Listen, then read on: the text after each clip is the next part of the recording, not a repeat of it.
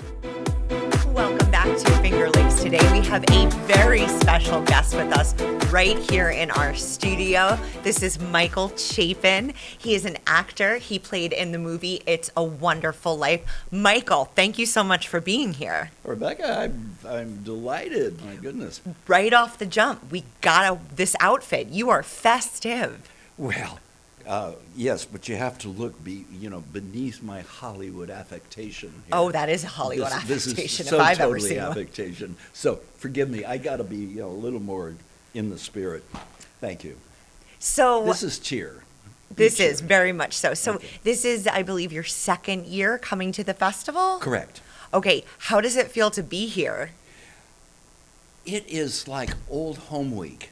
We're staying in the same room in the same hotel as we did last year. Last year was special because that was the 75th anniversary of the making of It's a Wonderful Life.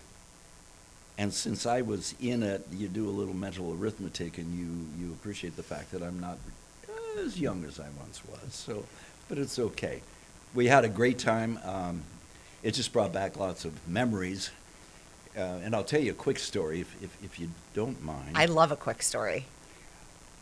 During my adult life, periodically I would have a dream. It wasn't a nightmare, just a dream of me in a sound stage being escorted across the stage. I don't know what my destination was. I just remember being escorted. Like, why? And we're in a group. And all of a sudden, there's a group of little people that pass in front of us. And I was 9 years old. I had never seen a little person before. Okay. And so I was very mystified by what this was. A little further down our trip, all of a sudden, we're walking in snow on a sound stage in the middle of summer. and I'm saying, why is this snow here? And I Right. reached over and picked it up. It wasn't snow. It felt like cardboard. What? It was faux snow, excuse the pun. But there this actually was made just for the movie. So there was faux snow, There- so to it speak, truly in It's a was. Wonderful Life. Yes. Wow, interesting. Yeah. Now, so when you come to Seneca Falls, do you feel like you can draw similarities? Like, does it bring you back to when you were on set for the movie? Do you see things that remind you of the movie while you're here? No. No? No. Yeah, I'd love to say yes. But number one, I was 9 years old. True. Number two, the amount of screen time, as you know, just by recollecting the last time you saw the movie, was very little, which meant there was very little time in front of the camera, which meant I was on set not very long, Gotcha. truth be told. And, so it's kind of truth in advertising, if you will. But the moments that we had, I can remember every moment of every movie I was in because there weren't that many. I think I made 30 movies in my career, and every one of them I have memories of. Well, let's talk about that. Let's talk about I your was afraid. life and your career. So you were a child actor Mhm. in Hollywood back in the 40s, 30s. 30s. I was born in 36. Okay. Height of the- Describe the- what that's like. Well, it was that was the Depression. Okay. And everybody was affected by the Depression. We had, in those days, we had our ice delivered in an ice truck. We had our bread delivered in a bread truck. What else? Well, there were other things that was delivered right to your house. And on the bread truck that delivered to our house was a picture of a infant, a 6-month-old, prominent on this truck. And it turns out that was by design. The owner of the business had set up a little competition, if you will. Submit a picture of your child, and we will make the name of the company, the bread company. I'm sorry, I said bread. Milk milk delivery. His daughter's name was Rhoda. Rhoda spelled backwards is pronounced Ador, and the name of the company was Ador Farms. Wow. So those of us who had our picture pasted on the front of their delivery truck, were an adorable baby. Oh. I see what you did. I see what you did there, Michael. Yeah. So, and that was really the beginning for a lot of Hollywood kids. Actually began, if you ask them, were you an adorable baby? And they will say yes. Yeah. So talk Small about some fact. of your career and Yeah. sort of your pathway, and then after that, kind of what moves did you make as an actor? We have to remember that the driving force for children in the entertainment business is a parent. And my mother was the driving force. Her mother was her driving force. She was a school teacher. And so she suggested to my daughter to her daughter, that if she would get me jobs just as an extra in movies, Sure. she could make $18.75 a day. Wow. Oh, big money. Sure. And today that's about $300 a day, by the way. That's what it translates to? And that's what it translates to. I'm glad you threw that in there. But that's how we got, that's the lineage of the beginning of our whole family in the movie business. And my sister is much more recognizable than I am, partially because of age, but also the medium. She was on a TV series, and I was in Western movies, and that's where I transitioned to after It's a Wonderful World, or It's a Wonderful Life. I'm thinking of Louis Armstrong, It's a Wonderful World. So that's where I went, was into Westerns. And then from there into, I left when I was 19 and never looked back. So question that I've really been wanting to ask, as someone who was in the industry, the entertainment industry, Hollywood, when you were a child, looking at it then versus the entertainment industry now, you've got to have some opinions. If I do, I'm not sharing them. Oh boy. I don't know. Things change. And so our society has changed. We have a lot of technology that we never had. We've got more moxie, I think. We have a lot of more people vying for these few slots in fame that they call a role and so forth. It's different. You had the studio system then. And the studio system was I don't know if you're familiar with that expression or not, may I? The studio system is simply where the studio puts you under contract as a child or ingenue or whatever you might be when they find you.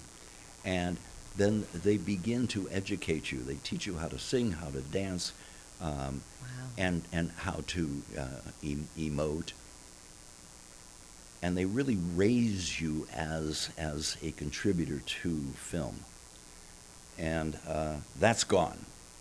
That's by court order, by the way, is gone. So that's a long story. But so it's different today. And we had a lot of training from the studios then that you don't have. So that's different. So the way of getting into it was your question. Very different way now. The idea of getting discovered in a drugstore, that's long gone. It feels like that's probably true. Coming from a family of actors, was there a lot of growing up? You just said you were in the movie at age 9, and you had brothers and sisters that were in the business too as well. Was there pressure to kind of become that same kind of field as a young kid? Well, I don't think we as, I can't speak for my siblings. Yep.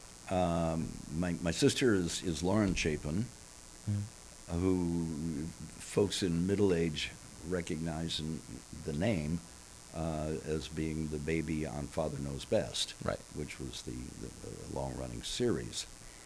So for her, there was probably more pressure because she's working 5 days a week Sure. for 9 years continuously. I worked 3 times a year, and I made a movie, and I worked in it for a week, 10 days. So it's a few days off of school, and that's really all there is to it. So I was less affected by my employment, and I could live a normal, child's life growing up. And so it's totally different. I did not feel the pressure that you postulate might have been felt. No, I didn't feel it at all. I went to private schools, and all of the Hollywood stars went to the same school. So, so we're all in good company. We all understand such pressures as there are.